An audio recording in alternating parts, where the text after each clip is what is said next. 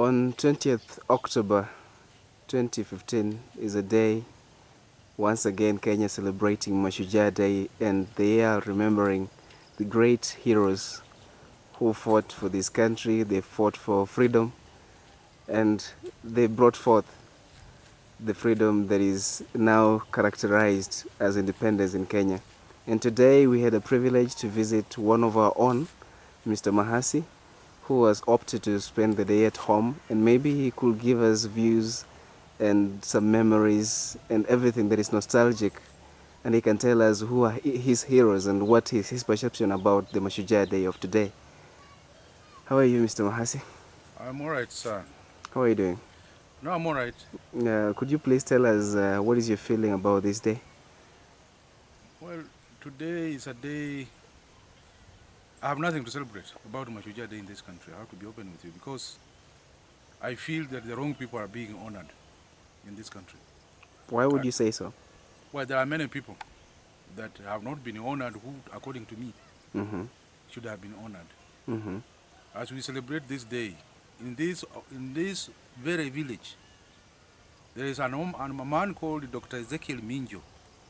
This man was the first African to obtain 7 mathematics degrees. He features nowhere in the history of this country. And nobody is able to recognize that. And nobody is able to recognize. He was a classmate of dignitaries like Kibaki at Makerere, people like the late Dr. Kiano, but he's just been forgotten. Many people attend AU conferences, and there is an AU national anthem, which is always played before the ceremony starts. Does anyone know who composed that AU anthem? He's a man from here, and he has been forgotten. So when I see small little fellows who have hardly done anything, of course there are some who have done important things. I salute the athletes who are young people. I salute the musicians and artists. But equally there are important people who have been forgotten and languishing in absolute poverty who have been forgotten. I want to remember somebody like Dr. Arthur Kimoli, a man who was a good musician. He died a painful death without having been remembered by the state. He appeared in so many state functions, but nobody remembered him. I can talk of people like Professor Olembo, who is also locally from this county, and he's dead and he's just forgotten. So when I look at that, then I see very little. I even don't know the criteria used in selecting who is a hero or not. But if you ask me personally, who is my hero is my dad. What about your father? Could you tell us something brief about your father? My father, briefly, I can tell you, he was an orphan. He lost his family in the early days of his life, and he dropped out of school. But he became a very resilient man who wanted to bring up our family. The English we are speaking is all because of him. He scratched the land to get food on the table and take us to school.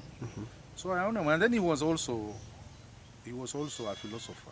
He was also an artist in his own way. He used to weave baskets. This man was a medicine man. He could barren women who were flocking in his house to get medicine, and they went away and got children. And he left certain philosophies which we shall never forget. One of them is one called Okajivoliw in Kimaragol, meaning who will tell them. And he believed that if somebody didn't know something and approached you and told you, look, I need to know this and this, can you assist me? If you know it, please tell him. But those who ignore you and think you are not of any significant value, they just leave him, because the world ahead will meet with him. And so I believe he was my hero. And obviously also my mother. Without my mother, I can't forget her, because without her also I would not be what I am. So those are my 2 heroes. So today, nationally speaking, they should honor people from village level. Let them find out who we care for at village level. And they should honor people even in their death. Because you don't have to honor people just because they're still alive. Honor them even in their own death. Then you have people like Paramount Chief Boyo who rule this area for decades who are forgotten. That's all. Thank you very much.